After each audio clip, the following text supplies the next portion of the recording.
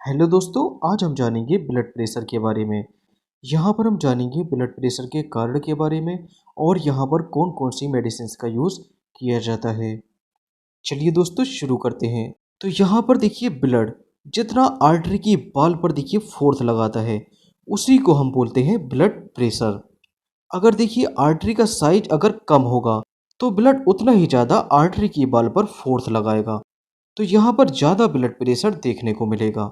और देखिए जितना बड़ा आर्टरी का साइज होगा उतना ही कम ब्लड जो है आर्टरी की बाल पर फोर्स लगाएगा, तो इस केस में ब्लड प्रेशर कम देखने को मिलेगा। यहाँ पर ब्लड प्रेशर में दो चीज़ें देखने को मिलती हैं। पहला सिस्टोलिक प्रेशर, दूसरा डायस्टोलिक प्रेशर। तो सिस्टोलिक प्रेशर कब देखने को मिलता है? जब देखिए हमारा हार्ट जो होता है वो कॉन्ट्रैक्ट करता है, मतलब कि हार्ट जब सिकुड़ता है। और दूसरा होता है डायस्टोलिक प्रेशर। डायस्टोलिक प्रेशर मतलब हार्ट जो होता है जब फूलता है। तो हमेशा देखिए सिस्टोलिक प्रेशर ज़्यादा देखने को मिलता है, जबकि डायस्टोलिक प्रेशर कम देखने को मिलता है। जो नॉर्मल ब्लड प्रेशर होता है वो 120/80 mmHg होता है। इसमें 120 जो होता है वो सिस्टोलिक प्रेशर होता है, जबकि 80 जो होता है वो डायस्टोलिक प्रेशर होता है। यहाँ पर दो केस देखने को मिलते हैं, एक हाइपोटेंशन और दूसरा हाइपरटेंशन।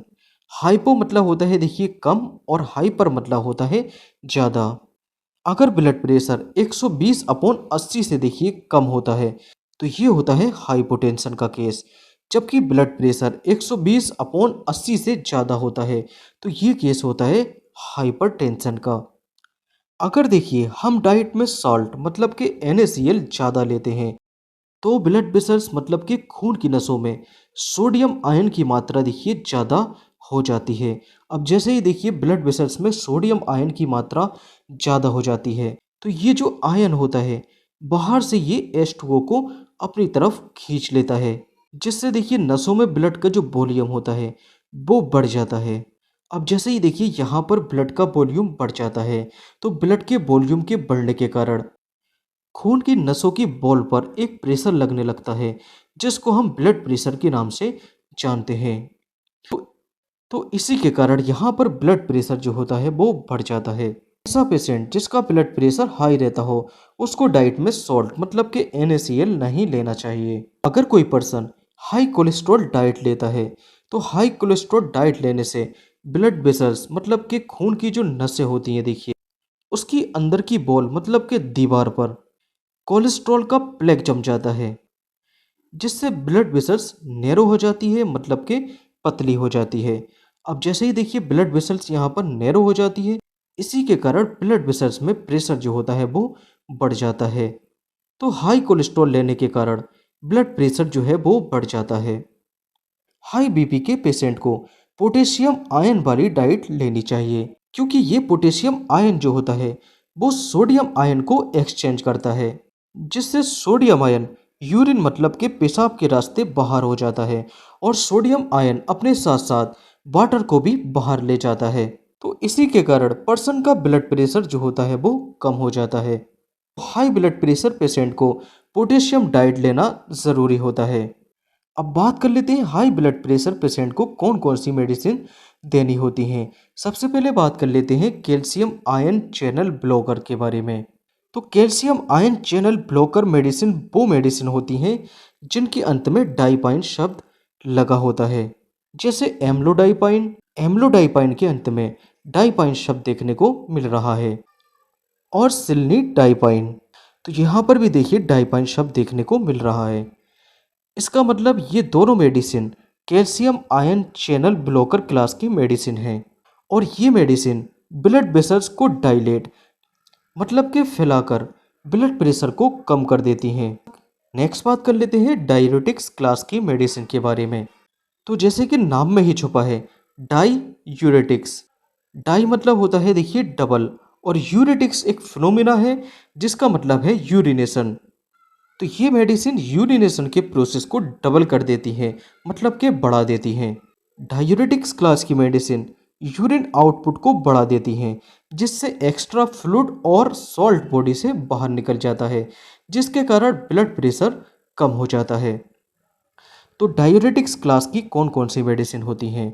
यहाँ पर देखिए एक्वासाइड और एल्डेक्टोन और लेसिक्स।